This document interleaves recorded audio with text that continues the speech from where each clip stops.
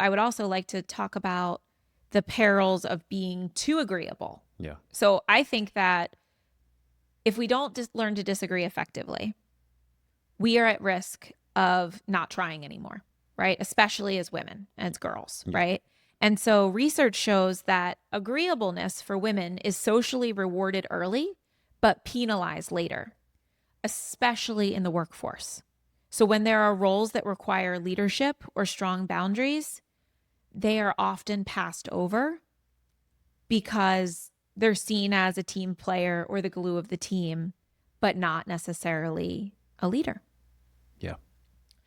And I can speak to this from personal experience. I think, especially in my nonprofit work, I have been very quick to fall into, oh, let me be the secretary. I'll be the note taker. I'll be the one that I'm happy to keep us organized. Right. And that immediately places me at lower status.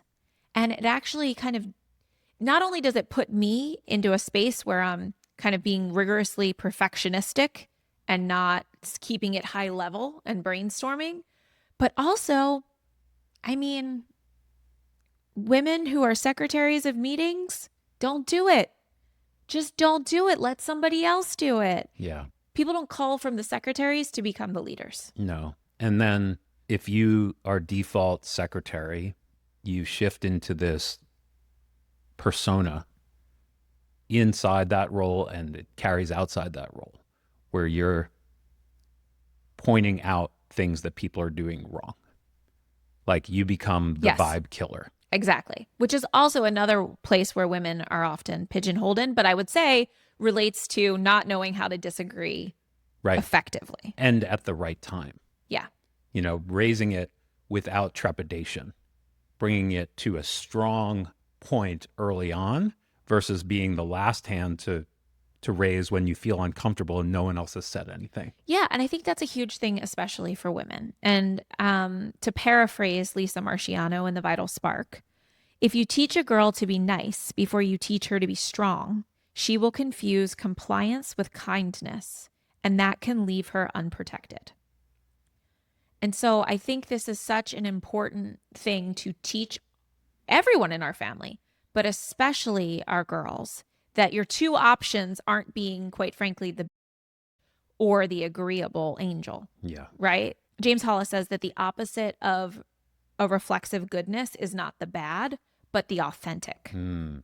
And so it's such an important behavior to teach our family to be able to speak up for ourselves, but to do it in a way that doesn't rupture connection.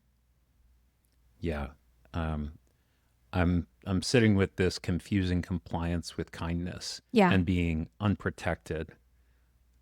You said something over the weekend that really Yeah. stuck with me about being in unsafe situations.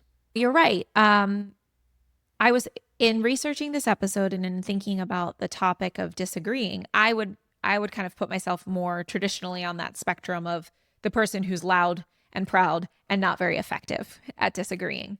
But I do think that there have been times in my life where I have been too agreeable and it has left me unprotected. And in particular, I think about how many times in high school did I get into a car with someone who should not be driving because there were a group of us and I wanted to go with the flow.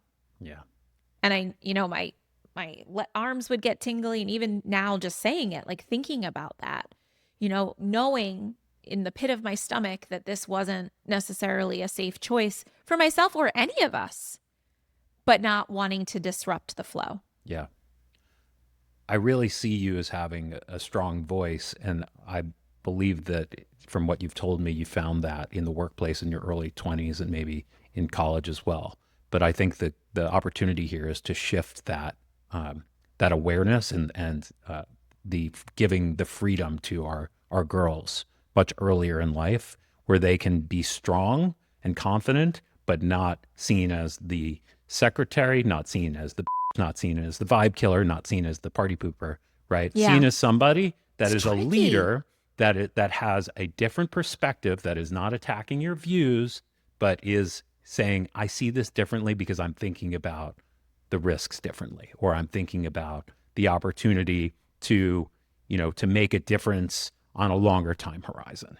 And that's kind of the way that, our kids need to be interacting. That's the way that our kids need to be interacting with their peers at school, even with their teachers, is polite, firm, and proud, not, Mhm.